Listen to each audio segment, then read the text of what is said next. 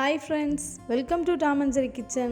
நம்ம இன்னைக்கு நாகர்கோயில் ஸ்பெஷல் உள்ளி தீயல் தான் பண்ண போறோம்.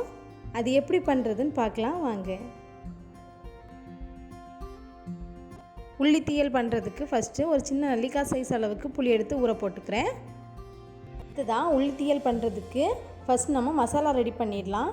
அதுக்கு 3 ஸ்பூன் அளவுக்கு நான் மல்லி சேர்த்துக்கிறேன்.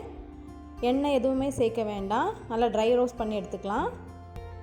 மல்லி சேர்த்து மல்லி ஓரளவு வறுபட்டதுக்கு அப்புறமா 1/2 ஸ்பூன் அளவுக்கு ஜீரகம், 1/4 ஸ்பூன் அளவுக்கு வெந்தயம் சேர்த்துக்கலாம். இதையும் சேர்த்து நல்லா வறுத்து எடுத்துக்கலாம்.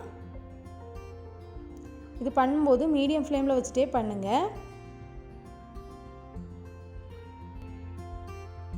அடுத்துதான் இது கூடவே கொஞ்சமாக கருவேப்பிலை சேர்த்துக்கலாம். இதையும் அது கூடவே நல்லா மிக்ஸ் பண்ணி விட்டுக்கோங்க. நம்ம சேர்த்த பொருள் எல்லாம் நல்லா வறுபட்டதுமே அது கூடவே 1/2 கப் அளவுக்கு துருவின தேங்காய் சேர்த்துக்கலாம். தேங்காய் நல்ல கலர் சேஞ்ச் ஆகி நல்ல வாசனை வர்றது வரை வறுத்து எடுத்துக்கோங்க.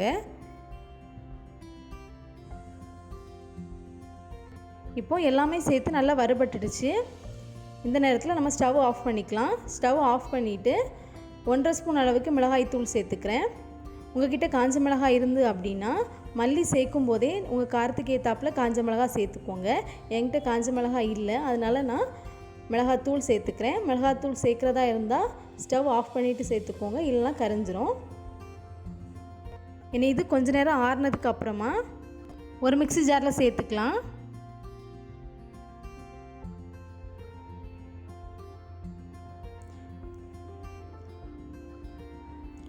இனி இது கூடவே கொஞ்சமாக தண்ணி சேர்த்து இந்த மாதிரி ஃபைன் பேஸ்ட்டாக அரைச்சி எடுத்துக்கோங்க. நம்ம உள்ளி தீயல் பண்ண ஸ்டார்ட் பண்ணிடலாம். அடுத்ததான் உள்ளி தீயல் பண்ணுறதுக்கு அடுப்பில் ஒரு கடாய் வச்சுருக்கேன். கடாய் சூடானதுமே 2 ஸ்பூன் அளவுக்கு எண்ணெய் சேர்த்துக்கலாம்.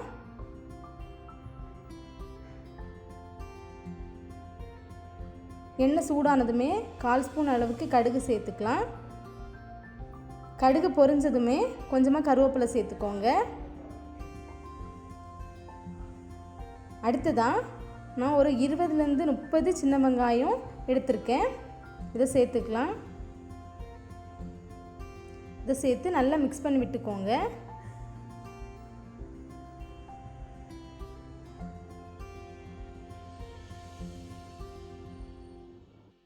வெங்காயம் சேர்த்து நல்லா மிக்ஸ் பண்ணி விட்டதுக்கு அப்புறமா 1/4 ஸ்பூன் அளவுக்கு மஞ்சள் தூள் சேர்த்துக்கலாம். இதையும் அது கூடவே நல்லா மிக்ஸ் பண்ணி விட்டுக்கோங்க.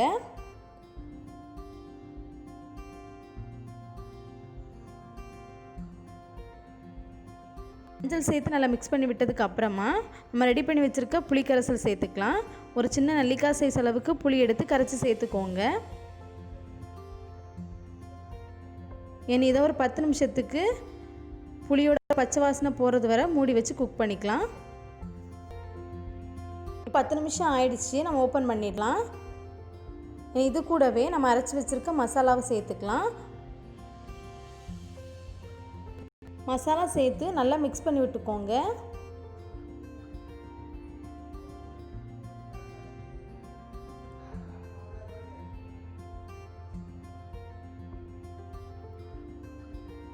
மசாலா சேர்த்து நல்லா மிக்ஸ் பண்ணி விட்டதுக்கு அப்புறமா உள்ளி தீயலுக்கு தேவையான அளவு உப்பு சேர்த்துக்கலாம்.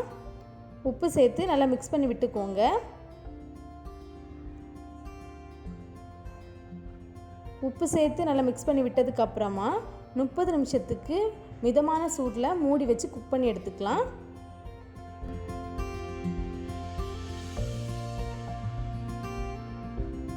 இப்போது 30 நிமிஷம் ஆயிடுச்சு, நம்ம ஓப்பன் பண்ணி பார்த்துடலாம்.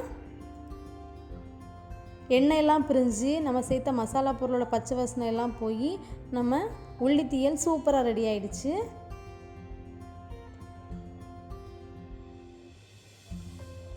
இதை நீங்களும் கண்டிப்பாக உங்கள் வீட்டில் செஞ்சு பாருங்கள். இது வரைக்கும் இந்த வீடியோவை பொறுமையாக பார்த்ததுக்கு ரொம்பவே நன்றி. இந்த வீடியோ பிடிச்சிருந்துச்சுன்னா லைக் பண்ணுங்கள், ஷேர் பண்ணுங்கள், கமெண்ட் பண்ணுங்கள்.